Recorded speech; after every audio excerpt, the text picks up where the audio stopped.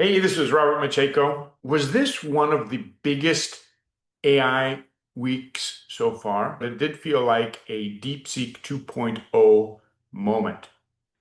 Chinese labs keep raising the bar. This week, China's open source Kimi K2 arrived with trillion parameter scale and strong public benchmarks. Early reads suggest it tops leading closed US models on reasoning, coding, and agentic tasks.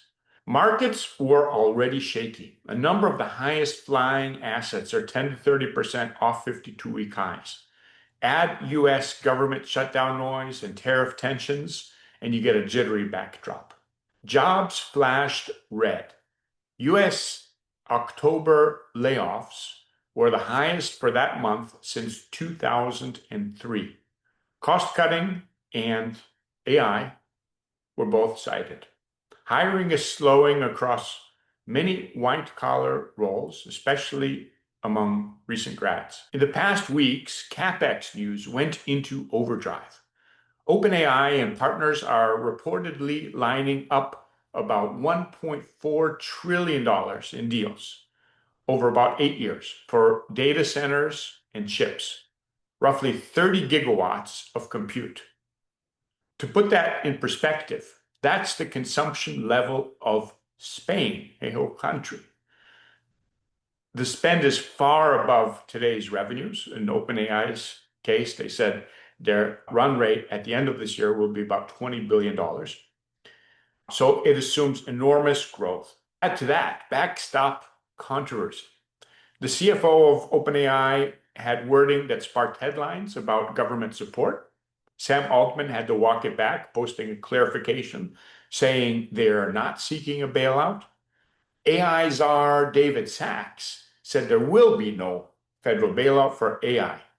Either way, financing risk is now part of the public conversation. For now, the moat is in infrastructure. Microsoft, Amazon, and Google are all building NVIDIA chip replacements. The question is, though, if supply overshoots demand, will chip and cloud prices also be under pressure? Alliances are shifting.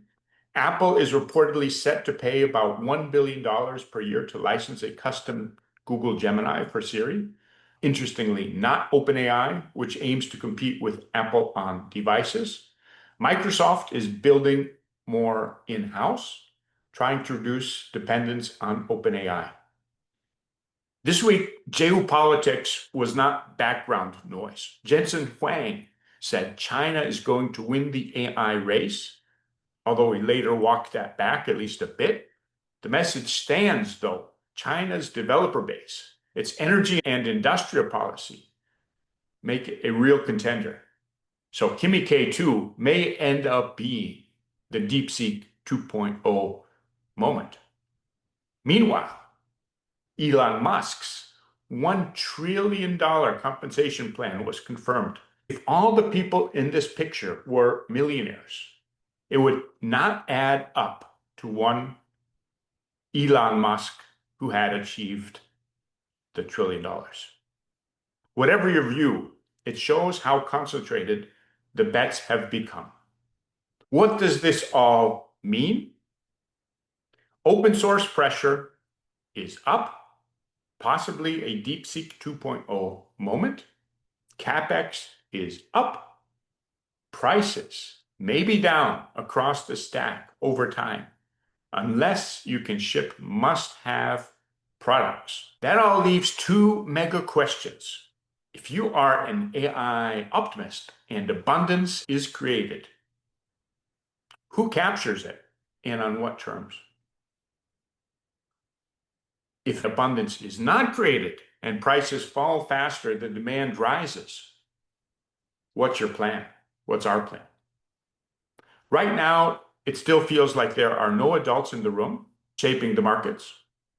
This means we all have to take responsibility for being prepared for what might be coming. Thanks for listening.